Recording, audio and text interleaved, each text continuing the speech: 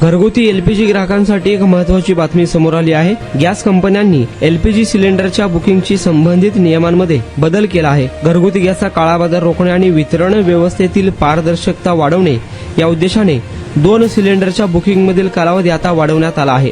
आता 35 दिवसानंतरच दुसरा cylinder book करता येणार आहे। नवीन नियमानुसार केंद्र सरकारने 14.2 किलोच्या घरगुती एलपीजी सिलेंडरची डिलिव्हरी आणि त्यानंतरच्या रिफिलच्या बुकिंगमधील अनिवार्य प्रतीक्षा कालावधी 25 दिवसांवरून वाढवून 35 दिवस केला आहे।